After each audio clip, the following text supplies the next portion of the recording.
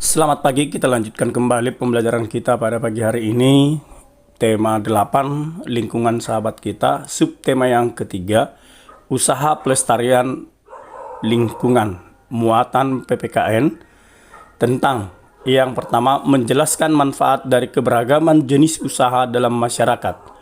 Yang kedua, sikap menghargai usaha atau pekerjaan orang lain. Yang ketiga, kesadaran untuk menghargai keberagaman sosial budaya di Indonesia. Pembelajaran kita yang pertama menjelaskan manfaat keberagaman jenis usaha dalam masyarakat. Berbagai jenis usaha atau kegiatan ekonomi dilakukan manusia untuk memenuhi kebutuhan hidupnya. Di Indonesia, keberagaman jenis usaha atau kegiatan ekonomi masyarakat dipengaruhi beberapa faktor, antara lain: yang pertama, kondisi geografis Indonesia yang beragam. Yang kedua, penyebaran sumber daya alam yang tidak merata. Yang ketiga, kebutuhan masyarakat dalam kehidupan sehari-harinya. Keberagaman jenis usaha di Indonesia memberikan manfaat bagi masyarakatnya, karena setiap daerah dapat saling melengkapi kebutuhan masing-masing. Perbedaan jenis usaha mendorong masyarakat untuk dapat saling bekerja sama, sehingga dapat memberikan keuntungan bagi banyak pihak. Perhatikanlah gambar di bawah ini. Yang pertama, petani kapas memproduksi kapas sebagai bahan baku untuk pembuatan kain. Industri tekstil mengolah kapas dari petani kapas menjadi pakaian. Penjual pakaian menjual pakaian jadi untuk memenuhi sandang bagi masyarakat. Ketiga gambar di samping menunjukkan bahwa jenis usaha yang dilakukan oleh masyarakat saling berhubungan dan saling menguntungkan. Hubungan saling menguntungkan itu membuat masyarakat saling bergantung satu sama lain. Oleh sebab itu, keragaman menjadi faktor yang dapat mempersatukan masyarakat yang ada di dalamnya. Berikut ini manfaat dari keberagaman jenis usaha dalam masyarakat. Yang pertama, meningkatkan kesejahteraan masyarakat. Yang kedua, mempercepat proses pertumbuhan ekonomi. Yang ketiga, tersedianya semua kebutuhan barang dan jasa. Yang keempat, terciptanya lapangan kerja baru untuk masyarakat. Yang kelima, memudahkan masyarakat mendapatkan barang dan jasa. Pembelajaran yang kedua, sikap menghargai usaha atau pekerjaan orang lain. Berbagai jenis usaha yang dilakukan manusia untuk memenuhi berbagai macam kebutuhan hidup sehari-hari, seperti sandang, pangan, dan papan.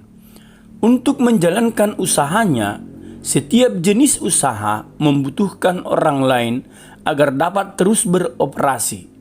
Untuk menjaga hubungan itu terus berlangsung, maka setiap orang harus membina hubungan yang baik satu sama lainnya. Hal ini dapat dilakukan dengan cara menghargai pekerjaan orang lain. Berikut ini adalah contoh menghargai usaha atau pekerjaan orang lain. Yang pertama, membayar ongkos angkutan umum sesuai aturan yang berlaku. Yang kedua, membayar upah pegawai tepat waktu.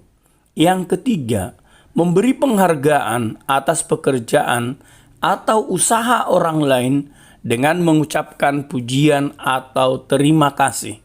Yang keempat, melakukan persaingan secara sehat dengan memberikan kesempatan dan kepercayaan kepada orang lain.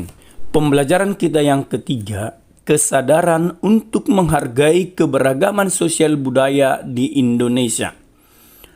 Keberagaman sosial budaya yang ada di Indonesia menjadi ciri khas dan kekayaan bangsa yang harus kita jaga bersama-sama demi persatuan dan kesatuan negara kita ini.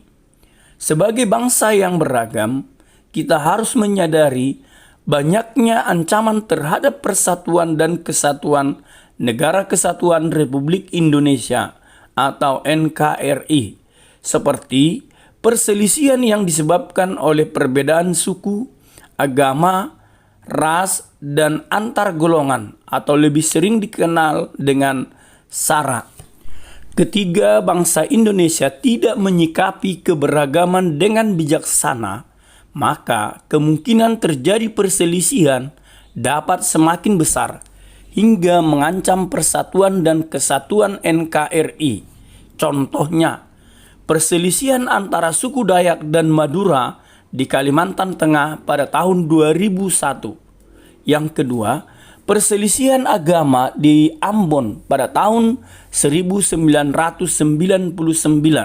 Yang ketiga, perselisihan antara pribumi dengan etnis Tionghoa pada tahun 1998.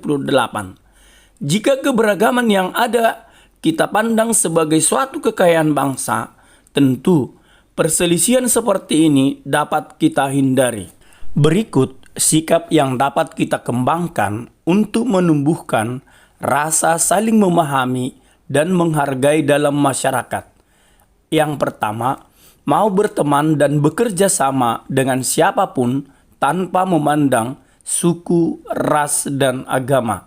Yang kedua, mau mempelajari kebudayaan daerah lain untuk menambah pengetahuan dan keterampilan.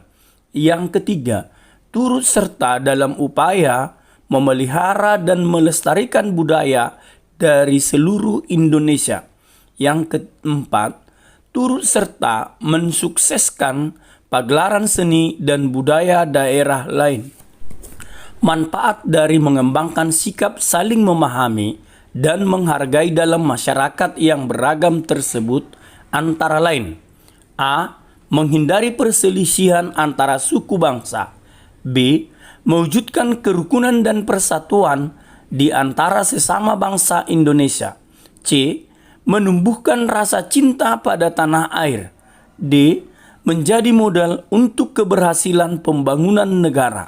Demikianlah materi pembelajaran kita pada pagi hari ini. Untuk memantapkan pengetahuanmu, kerjakanlah tugas pembelajaran berikut. Yang pertama, tuliskan hubungan yang terjalin pada gambar berikut dalam kegiatan ekonomi yang dilaksanakan. Yang kedua, tuliskan pendapatmu tentang pemerataan kegiatan distribusi dapat meningkatkan kesejahteraan masyarakat. Yang ketiga, bagaimana cara menghargai usaha atau pekerjaan orang lain berikut ini. Yang A, petugas kebersihan sedang mengepel lantai lorong kelasmu. Kamu ingin masuk ke dalam kelas dan harus melewati lorong tersebut.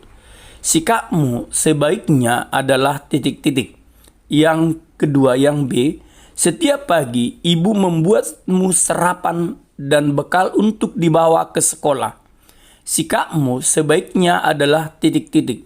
Yang ketiga, sesampai di rumah, ayahmu terlihat kelelahan setelah seharian bekerja. Sikapmu sebaiknya adalah titik-titik. Demikianlah pembelajaran kita pada pagi hari ini. Untuk menutup kegiatan pembelajaran kita ini, marilah kita berdoa yang dipimpin oleh temanmu, Serin. Dalam doa, dalam nama Bapa dan Putra dan Roh Kudus. Amin. Ya Tuhan, terima kasih di mana Engkau masih memberikan kesehatan. Ya Tuhan, berkati pelajaran yang kami terima agar menjadi bekal bagi kami untuk mencapai cita-cita.